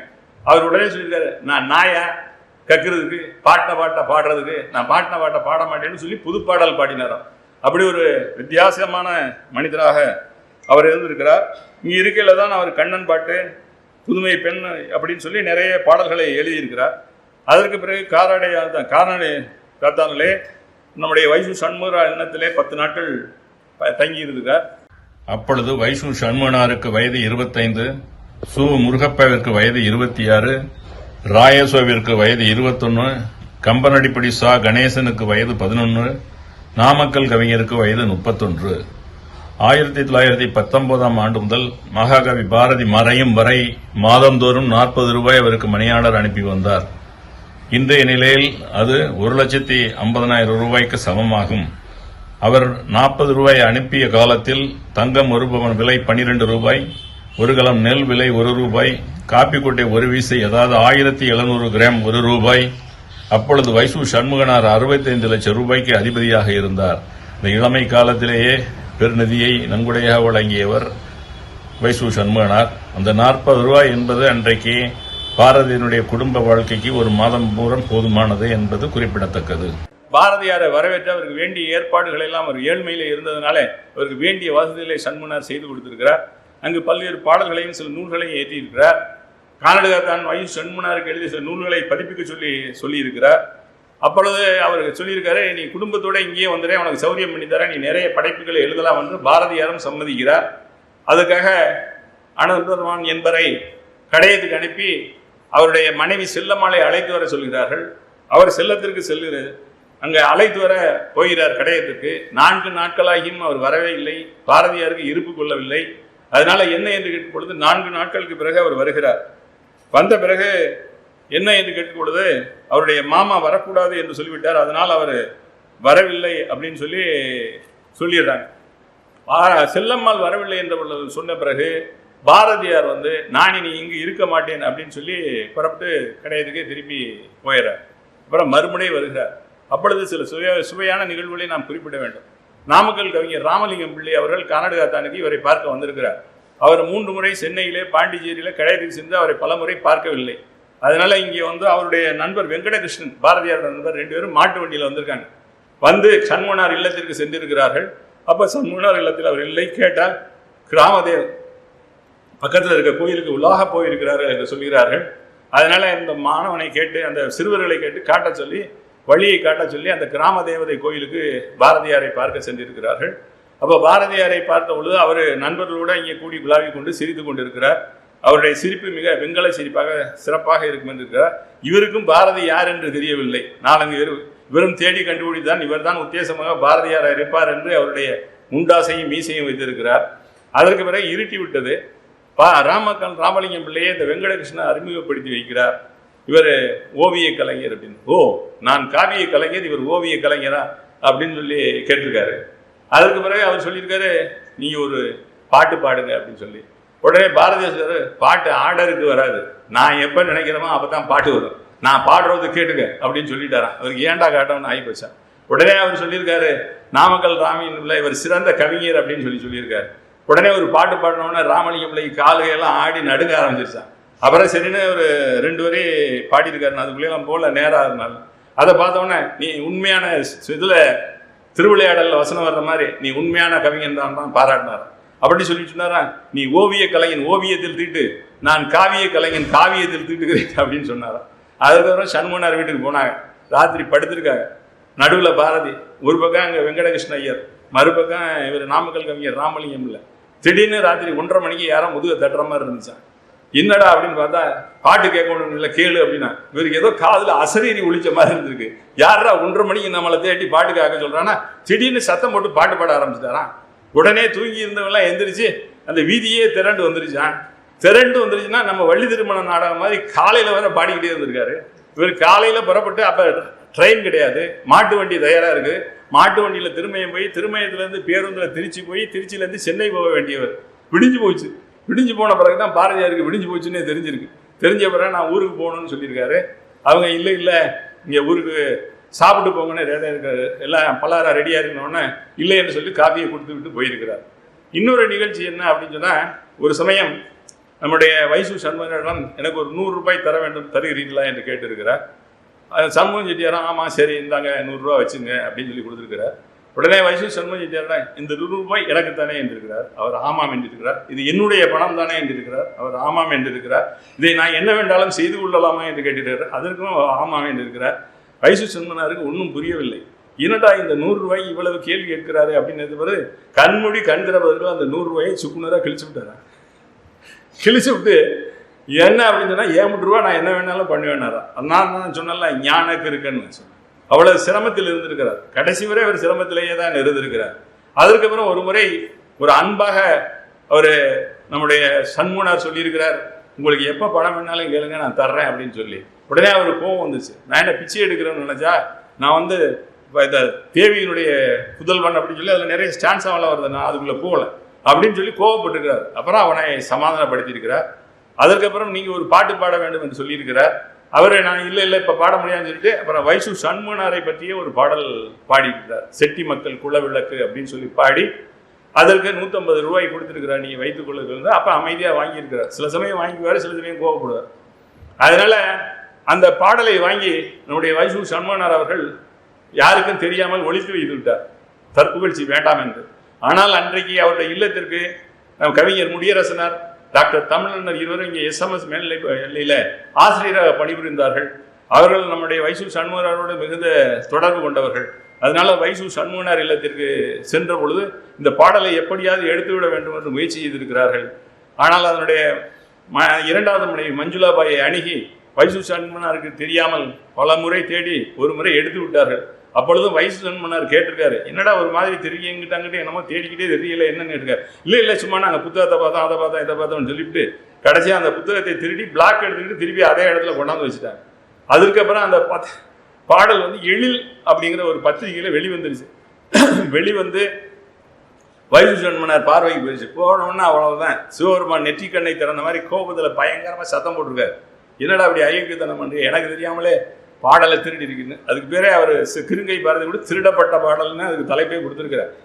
அதற்கு பிறகு இந்த முடியரசனாரும் தமிழண்ணெல்லாம் அவர்கிட்ட சொல்லியிருக்காங்க, நீங்கள் செய்தது தவறு, நீங்கள் ஒரு குற்றவாளி அப்படின்னு வைசு சண்முகனார்ட்ட சொல்லி. அவர் ஏன் நான் என்ன குற்றவாளி அப்படின்னா, ஆமா பாரதியின் பாடல்கள் பொது சொத்து, தேச சொத்து, அதை எப்படி நீங்கள் தனி உரிவனாக ஒழித்து வைத்துக் கொள்ளலாம் உங்களுக்கு உடமையாக என்று கேட்ட பிறகு வைசு சண்முகனார் சிரித்தாராம்.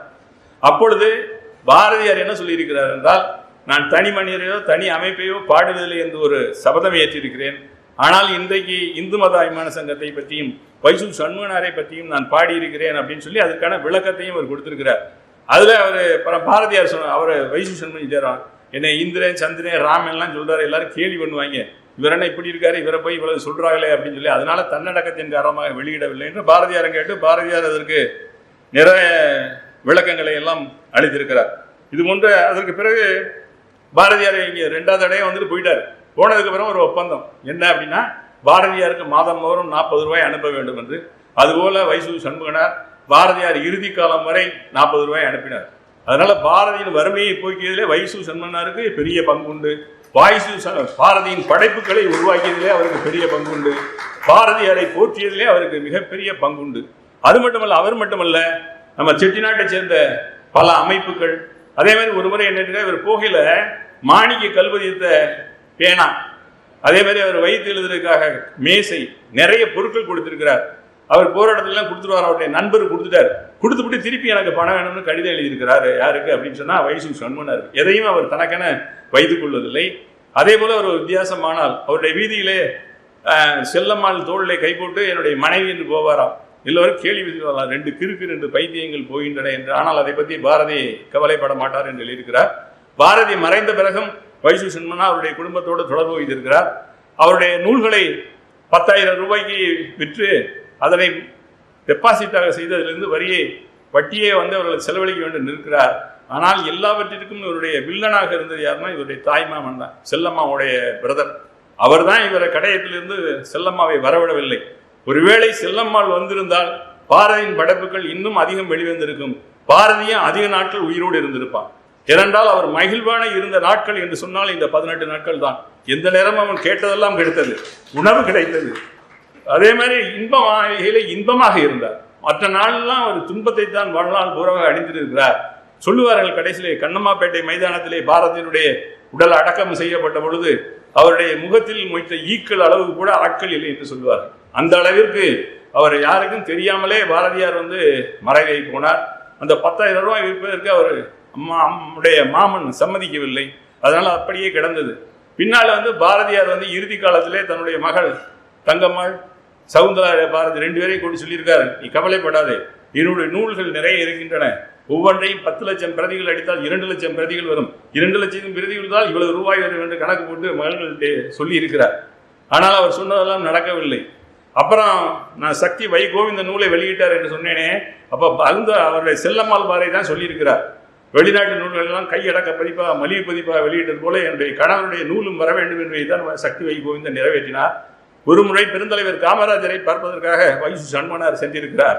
அப்பொழுது காமராஜரை பார்க்க நேரமாகி விட்டதால் இவர் திரும்பி புறப்பட்டு வரையில் அதில் விசிட்டிங் கார்டை பார்த்து காமராஜர் ஒரு ஆளை கூப்பிட்டு, அப்பா பாரதி செத்த பிறகுதான் நம்மெல்லாம் அவரை போற்றிக்கிட்டு இருக்கான். அவர் வாழ்ந்த நாளிலே போற்றிய ஒருவர் அவர்தான். அதனால உடனடியாக போய் அவரை கூட்டிவா என்று சொன்னாராம். அதனால நாமெல்லாம் இன்றைக்கு பாரதி மறைந்த பிறகு அவரை போற்றுக் கொண்டிருக்கிறோம். ஆனால் அவர் வாழ்ந்த நாளிலேயே அவரை போற்றியவர் நம்முடைய வைசு சண்முகனார். இதை விட ரொம்ப பரிதாபத்திற்குரியது என்றால், கடைசியா பாரதியாருடைய பாடல்களை 6000 ரூபாய்க்கு வைத்திருக்கிறார். 6000 ரூபாயில 2000 ரூபாய் ஒருத்தர் விஸ்வநாத ஐயர் என்பவர் வாங்கியிருக்கிறார். அவர் கடனை கழித்து கொண்டு மிச்சம் 1800 ரூபாயை 200 ரூபாய் இன்ஸ்டால்மெண்ட்ல பாரதியார் குடும்பத்திற்கு கொடுத்திருக்கிறார். அதற்கு பிறகுதானே 1945 நாம் இருவர் படம் வெளியிட இருக்கிறது. என்னுடைய ஏபி மெய்யப்ப செட்டியார் காரைக்குடியை சார்ந்தவர் தான். அவர் தான் பாரதியார் பாடல்களை 10,000 ரூபாய்க்கு வாங்கி அதை அனைவரும் பயன்படுத்தி கெடுக்கலாம் என்று சொன்னார். அதனால பாரதியார் பாடல்களை வாங்கி மக்களுக்கு அளித்ததிலுமே இந்த காரைக்குடி நகருக்கு பெரிய பங்கு உண்டு. அதை செய்தவர் நம்முடைய ஏவி மெய்யப்ப செட்டியார். அதனால அதற்கு பிறகு பாரதி அவருடைய தலைமையினருடைய துணை கொண்டு நிறைய நூல்களை வெளியிட வேண்டும் என்று நினைத்தார். ஆனால் அவையெல்லாம் வெளியிட முடியவில்லை. எல்லாமே காணல் நீராக போயிட்டு கடைசி வரை அவருடைய மனைவியுமே கஷ்டப்பட்டு தான் மிக சிரமத்திற்கு இடையிலே தான். அதனால பாரதி வாழ்ந்த காலத்திலே பல்வேறு கவிதைகளை படைத்தான், உணர்ச்சிகளை ஏற்படுத்தினான், தமிழ் மொழியை போற்றினான். யாம் அறிந்த மொழிகளிலே தமிழ் மொழி தோழி இதாவது எங்கும் காணோம் என்று யாம் அறிந்த புலவர்களே கம்பனை போல் வல்வனை போல் எல்லாத்தையும் சொன்னானே தவிர மற்றவரை போற்றினானே தவிர அவன் இன்பமாக வாழிகவில்லை. இன்ப மாளிகையில் தான் இன்பமாக வாழ்ந்தான் என்று இது போன்ற பல நிகழ்வுகளை நம்முடைய திருக்கை சேதுபதி அழகாக குறிப்பிட்டுட்டார். இன்னும் நிறைய நிகழ்வுகள் இருக்கின்றன, நேரம் கருதி. இதனால இந்த கிருங்கை சேதுபதி எழுதிய காரைக்குடியில் பாரதி என்ற நூலை கட்டாயம் நீங்கள் எல்லாம் படிக்க வேண்டும். நீங்கள் படித்தீர்கள் என்றால் உங்களுக்கு மிகப்பெரிய பாரதி பற்றிய பார்வை கிடைக்கும். அது பாரதியை யாரெல்லாம் போற்றினார்கள், அவர் எவ்வளவெல்லாம் கஷ்டப்பட்டார்கள் இருந்து நீங்கள் எதிர்காலத்தில் பாரதியை போல் இல்லைனாலும் அவரை அடிவற்றி சிறந்த கவிஞர்களாக, புரட்சியாளர்களாக, அல்லது இங்கே இருக்கக்கூடிய நம்முடைய கல்வி பொறுப்பாளர் நம்முடைய ராஜாராமுடைய அல்லது துணைவேந்தர் பருவை கருப்புடையவர்களாக நீங்கள் வாழ்ந்து உயரலாம். அது ஒரு மிக சிறந்த நூல். அவற்றை நீங்கள் ஏன்னா இன்றைக்கு புத்தகம் படிக்கிற பழக்கம் இல்லை. ஏனென்றால் நாங்கள் தமிழ்நாடு அறிவியல் இயக்கத்திலே ஒரு பாடல் உண்டு, புத்தகம் பேசுது புத்தகம் பேசுது புத்தகம் பேசுது, உலகை மனிதரை இன்பத்தை துன்பத்தை அழகிய மலரை அணுகுண்டை வெற்றியை தோல்வியை நேசத்தை நாசத்தை புத்தகம் பேசும். புத்தகம் உலகத்தை உன் காலடியில் கொண்டு வந்து கொட்டும். எத்தனை பேருக்கு மகாத்மா காந்தியை தெரியும், எத்தனை பேருக்கு நேருக்கு தெரியும், எத்தனை பேருக்கு தாஜ்மஹாலை தெரியும், எத்தனை பேருக்கு வெள்ளை மாளிகை தெரியும். அத்தனையும் நம்மை காலடியில் கொண்டு வந்து கொண்டது புத்தகங்கள் ஒரு காலத்தில். இன்றைக்கு இணையதளம் அதற்கு போட்டியாக வந்துவிட்டது. அதனால இணையதளத்திலே பார்க்கிறார்களே புத்தகம் படிக்கிற பழக்கம் என்று குறைந்து வருகிறது. நீங்கள் என்றைக்கு புத்தகம் படிக்கிறீர்களோ, நான் சொன்ன மாதிரி குடிந்து படித்தால் தலை நிமிரனா என்பது போல தமிழிலே பெரிய ஆளாகலாம் என்றால் நீங்க படிக்கையில தான் உங்களுடைய தமிழ் படிக்கின்ற திறன், எழுதுகின்ற திறன் எல்லாமே வளரும் என்பதை சொல்லி இந்த அரிய வாய்ப்பினை தந்த நம்முடைய காரைக்குடி அழகப்பா பல்கலைக்கழக தமிழ் துறைக்கும் நம்முடைய வைசு சண்முகனார் நினைவு மையத்தைச் சேர்ந்த ஆட்சி அவர்களுக்கும் நம்முடைய பல்கலைக்கழக துணைவேந்தர் பொறுப்பு வகிக்கின்ற கருப்புசாமி அவர்களுக்கும் இதுகாரம் அனமையாக கேட்ட இங்கு வந்திருக்கக்கூடிய பெரியோர்கள், மாணவ செல்வங்கள் அனைவருக்கும் எனது மனமார்ந்த நன்றியை தெரிவித்து விடைபெறுகிறேன். நன்றி.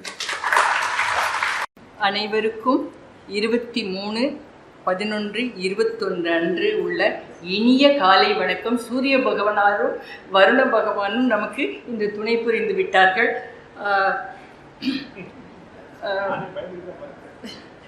வள்ளல் அழகப்பர் கல்வி ஆலயம், கல்வி யூனிவர்சிட்டியில் கல்வி ஆலயம் நம் காரைக்குடிக்கை பெருமை சேர்த்த கல்வி ஆலயத்தில் இந்த புஸ்தகங்களை வழங்குவதில் நான் பெரும் மகிழ்ச்சியும் பணிவன்போடு திரு ராசாராம் அவர்கள், ப்ரொஃபஸர் கருப்புசாமி அவர்கள் பேரில் என்னுடைய சகோதரர்கள் இங்கு வந்திருக்கிறார்கள், அவர்களைப் போல் நடத்தி கொடுத்தமைக்கு மிக்க நன்றி. So I will come. நான் துணைவேந்தர் பொறுப்புக்குழு முனைவர் திரு சுவாமிநாதன் அவர்கள் இங்கு வர இயலவில்லை என்றாலும் அன்பும் அமைதியும் ஆற்றலும் சார்ந்த அவருக்கு என்னுடைய நன்றியை தெரிவித்துக் கொள்கிறேன். இங்கு வந்து பல பொறுப்புகளுக்கு இடையே கருப்புசாமி அவர்கள் எங்கள் குலதெய்வம் கருப்பர், அவரே இங்கு வந்து வீற்றிருப்பது பெருமகிழ்வை தருகிறது. அவரை பற்றி இவர் நிறைய பேராசிரியர் ஆய்வு பண்ணி கூறுகிறார். நான் மனதை விட்டு தான் பேசி பழக்கம். ஸோ சார், மிக்க நன்றி. பண்பும் துணிவும் அறனும் திறனும் உள்ள உங்களுக்கு ஜப்பானில் சென்று வந்திருக்கிறார். சுறுசுறுப்புக்கு கேட்கவே வேண்டாம். ஸோ மிக்க நன்றி சார். அடுத்தது முனைவர் திரு சு இராசாராம், பேராசிரியர் தமிழ்துறை, கருட கமல கண்கள். கருடனுக்கு கண் பார்வை வெகு தூரம் செல்லும். அப்படி கருட கமல கண்களுடன் எப்பொழுது நான் எது கேட்டாலும் எங்கள் யூனிவர்சிட்டி கோட்பாடு அந்த கோட்பாடை தாண்டுவதே இல்லை அவர். அதே சமயத்தில் என்னுடைய சின்ன சின்ன ஆசைகளையும் நிறைவேற்றி அருமையாக கொடுத்தார். அவருக்கு எனது நன்றி. தமிழ் செம்மல் திரு குமரப்பன், மேலாள் முதல்வர், நாச்சியப்பர் கலை அறிவியல் கல்லூரி, கோவிலூர் ஆலோசகர், மக்கள் தொடர்பு, கோவிலூர் மடாலயம் அண்ணன் அவர்களுக்கு என்னுடைய பணிவான நன்றியும் வணக்கமும். என்னால் அவர் என் சம்பந்தியின் சிநேகிதர், அதனால் அன்னும் பணிவை சேர்த்துக்கொள்ள வேண்டும். ஒரே மகள் தான் எங்களுக்கும். எல்லாருக்கும் நன்றி கூறும் பொறுப்பை ப்ரொஃபஸர் ராஜாராம் அவர்கள் என்னிடம் கொடுத்து நான் சொல்வேன் என்று விட்டார்கள். நான் இதை ரொம்ப சுருக்கமாக முடிக்க வேண்டும் என்று தான் இருந்தேன். பட் அதில் நன்றி என்பது மிக உண்மை புனிதமானது. அதனால் நான் இங்கு அமர்ந்திருக்கும் வரிசைப்படி சொல்லுகிறேன். வயதையோ வேறு எதையும் எடுத்துக்கொள்ளவில்லை. முதலில் தமிழ் டிபார்ட்மெண்ட்டிலிருந்து வந்திருக்கும் அனைவருக்கும் என்னுடைய முதற்கண் வணக்கம். உங்களுக்கு மிக்க நன்றி. நாங்களும் மாணவர்களாக இருந்துதான் இப்போ இந்த வயதுக்கு வந்திருக்கிறோம். இந்த வயதில் இவ்வளோ பொறுமையாக இருப்பதற்கு பாராட்டுக்கள். திரு கண்ணன் அவர்கள் தாயார் என்னுடைய சகோதரி சுசிலா சுப்பிரமணியனுடன் ஸ்கூலுக்கு SMS Meenakshi girls high school ஒன்றாக படித்தவர்கள். அவர்கள் ஆடிட்டர். கோவிலூரில் இருந்து பல வேலைகளுக்கு நடுவில் நான் இதை அவருக்கு சொன்னவுடன், நான் உங்களுக்கு என்ன வேண்டும் என்றாலும் செய்கிறேன் என்று பை முதல் கொண்டு எங்கள் அக்கா பையன் இருந்தால் என்ன பண்ணியிருப்பாரோ அதையே அவர் செய்ததற்கு என்னுடைய நன்றி தம்பி. அடுத்தது என்னுடைய பார்த்த சாரதி, என்னை வழி நடத்தி செல்பவர். நான் செய்வதற்கு வேண்டாம் என்று சொல்ல மாட்டார். அதனால் அவருக்கு என்னுடைய நன்றி. அடுத்தது எங்கள் தாயார் வீட்டு வழியில் திரு கற்பஞ்செட்டி அண்ணன் அவர்கள் இந்தியன் பேங்கில் மேலாளராக இருந்தவர். அவருக்கு என்ற நன்றி. உங்கள் இருவருக்கும் எனது மனமார்ந்த நன்றி. பெயர் தெரியாது சார். உங்களுக்கும் திரு சுரேஷ் அவர்களுக்கும், திரு நடேசன், எங்கள் அப்பாவை நடராஜனை நடேசன் என்றுதான் சொல்வார்கள். மிக்க நன்றி உங்களுக்கு. அடுத்தது என்னுடைய கணவருடைய உடன் பணிபுரிந்த திரு முத்தையா அண்ணன் அவர்கள், திரு சபாரத்னம் அவர்கள். நான் முதலில் மானகிரியில் இங்கு செய்யும்போது, அப்போலோவுக்கு வந்தபோது எனக்கு உறுதுணையாக நின்றவர் திரு சபாரத்னம் அண்ணன் அவர்களுக்கும். அடுத்தது திரு சிதம்பரம் அண்ணன், ஐஓபியில் இருந்து ரிட்டையர் ஆனவர், கர்நாடகாத்தானை சார்ந்தவர். அவர்கள் வீட்டில் சொற்பொழிவு, ராமாயணம் எல்லார் வீட்டிலும் படிப்பார்கள். அவர்கள் தமிழ் சொற்பொழிவாக ஆற்றுவார்கள். அவர்கள் வீட்டில் ஒரு வார பண்டிகையாக நடக்கும். நேரம் இருக்கும்போது எல்லோரும் கலந்து கொள்ளுங்கள், ரொம்ப அருமையாக இருக்கும். அடுத்தது நகரத்தார் டிவி சேனல் முத்துராமன் அவர்களுக்கும் அவர்களுடைய சிவசுப்பிரமணியன், உங்கள் இருவருக்கும் என்னுடைய மனமார்ந்த நன்றி. அவர்களிடம் நான் கேட்டுக்கொண்டிருந்தேன், உங்களால் முடிந்தால் அந்த பக்கம் எதுவும் வேலை இருந்தால் எங்களுக்கு உதவியாக இருங்கள் என்று. அவர்கள் ஒன்றும் சொல்லவில்லை. முயற்சி பண்ணுறோம் நாங்கள். ஆனால் ஒரு நாள் மேலச்சிவபுரிக்கு அவர்களுடைய ஒரு கோல்டன் 24 மணி நேரத்தை எங்களுக்காக ஒதுக்கிவிட்டு இன்று செய்ததற்கு அவர் முத்ராவில் நீங்கள்லாம் கேள்விப்பட்டு சீஃப் கேமராமேனாக இருந்தவர், டைரக்டரும் நிலையில் உள்ளவர்.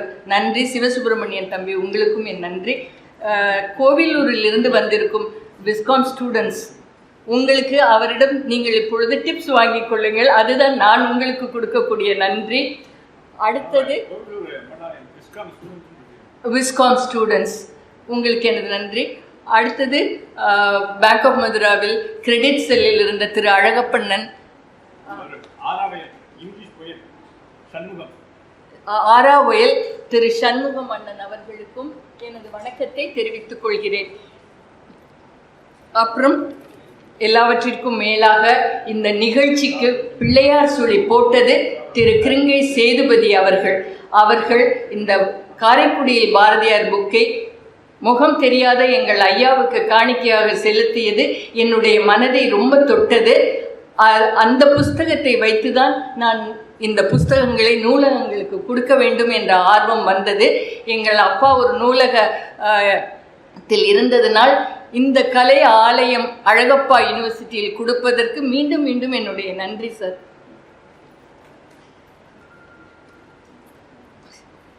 அப்புறம் வெளியூரில் புதுவையில் இருந்து வந்திருக்கும் திருமதி பிருந்தா, திரு ஜாய் கிறிஸ்டினா, இன்ப மாளிகை புஸ்தகத்தை பற்றி ஜாய் என்றால் இன்பம் என்பது எல்லாருக்கும் தெரியும்.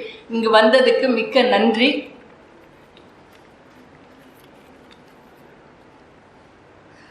இங்கு கருப்பட்டி காப்பி என்று உங்கள் வீதியில் தான் இருக்கிறது.